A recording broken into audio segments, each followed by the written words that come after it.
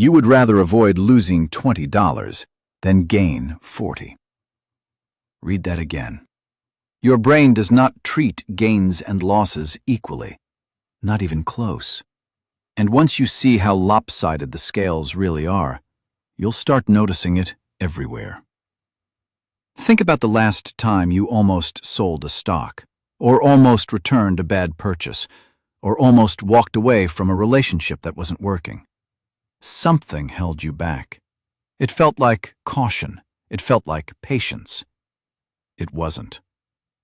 This happens to almost everyone, almost every day. You check an app you don't even like anymore, just so you don't lose your streak. You keep a subscription you never use because canceling feels like losing something. Why does the fear of losing something small outweigh the chance of gaining something bigger? Picture this. You find an old mug at a garage sale. You buy it for $2. A week later, someone offers you $10 for it. Most people hesitate. The mug didn't become more valuable. It didn't become rare. But the moment it became yours, it became harder to give up. That's not sentimentality. That's your brain doing math badly on purpose. This is loss aversion. It's the tendency for losses to feel psychologically heavier than equivalent gains. Losing $10 doesn't just cancel out finding $10. It hurts more. Roughly twice as much, according to the research that mapped this out. That research came from psychologists Daniel Kahneman and Amos Tversky. In the late 1970s, they built prospect theory, which showed that people don't evaluate outcomes on their own.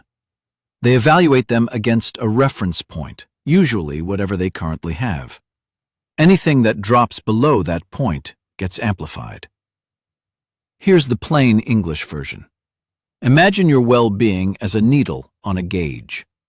A gain nudges it up a little. An equivalent loss slams it down a lot. Same size event, wildly different weight. Kahneman later won the Nobel Prize in economics for this work because it explained behavior traditional models couldn't. Most people won't take a fair 50-50 bet to win or lose $100.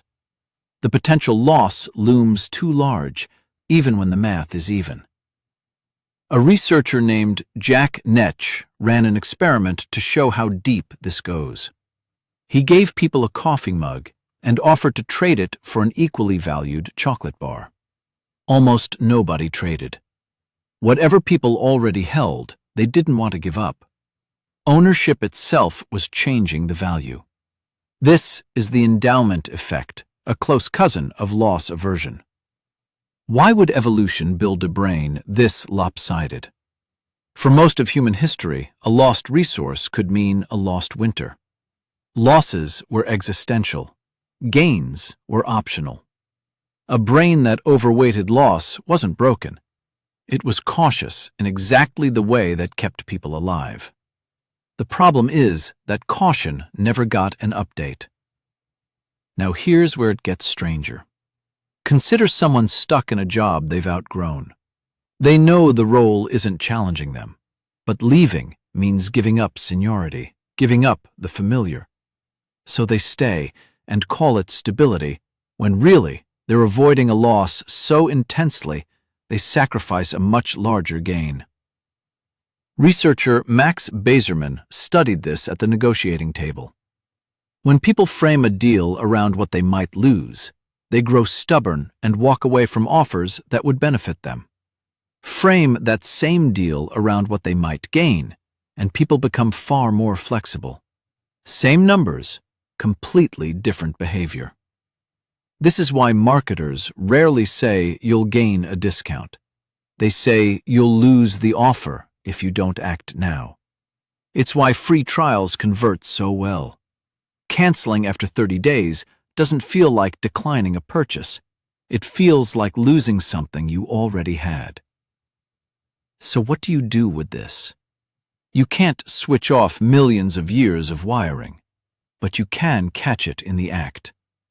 The next time you feel a strong pull to avoid a decision, ask yourself one question. Am I avoiding this because it's genuinely risky, or because it simply involves giving something up?